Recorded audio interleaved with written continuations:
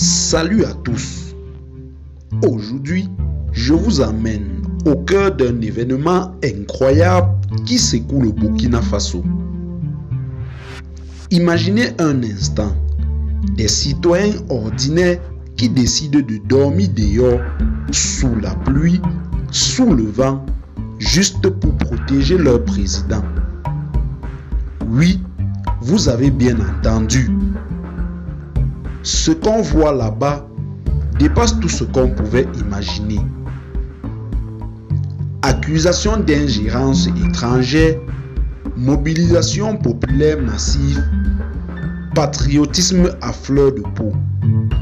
Bref, le Burkina Faso est en train d'écrire une page d'histoire. Alors, asseyez-vous bien parce que ce que je vais vous raconter pourrait bien changer votre vision de l'Afrique d'aujourd'hui.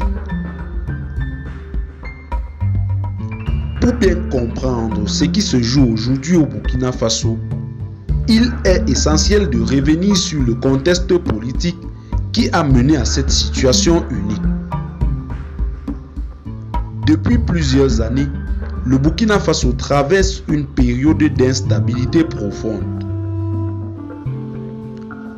Entre attaques terroristes, crise économique et défiance envers les institutions, le pays a vu plusieurs gouvernements tomber.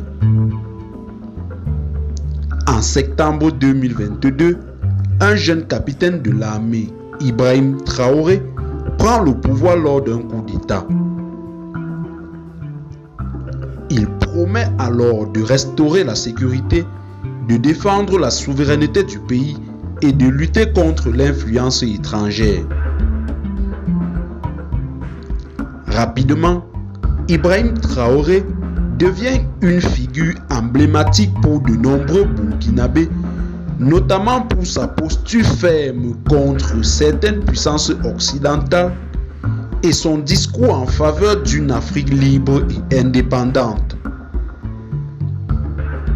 Mais cette popularité n'est pas sans conséquences. Face à son refus de suivre certaines lignes imposées par l'extérieur, le Burkina Faso se retrouve de plus en plus isolé sur la scène internationale, tandis que les attaques médiatiques contre son gouvernement se multiplient. C'est dans ce climat tendu que surgissent aujourd'hui les accusations américaines, déclenchant une réaction populaire sans précédent. Mais ce n'est pas tout. Ce qui a véritablement alimenté la tension, ce sont les accusations très graves venant des États-Unis.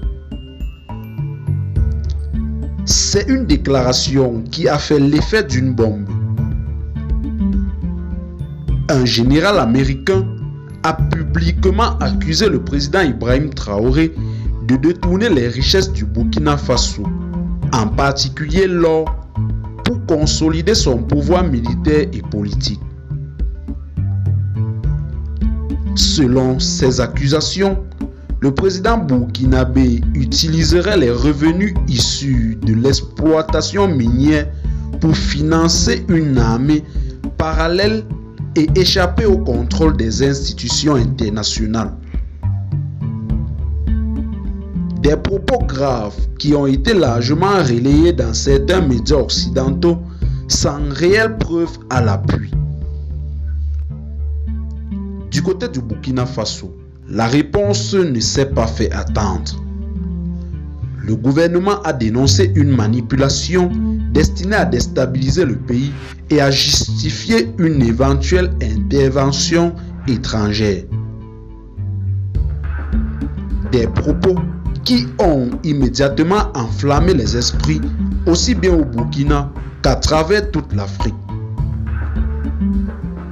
Mais ce qui est encore plus marquant dans cette affaire, c'est la manière dont le peuple burkinabé a réagi face à ces accusations venues de l'extérieur. C'est toute une nation qui s'est levée d'une seule voix et parfois même au prix du confort et de la sécurité. La réaction a été immédiate, massive et surtout profondément symbolique. Dès l'annonce des accusations américaines, des milliers de Burkinabés sont descendus dans les rues de Ouagadougou et d'autres grandes villes du pays. Mais ce qui frappe, c'est leur manière unique de manifester leur soutien. Beaucoup ont décidé de dormir devant des bâtiments officiels, des places publiques et même aux abords du palais présidentiel. À travers ce geste, ils ont voulu envoyer un message clair au monde entier.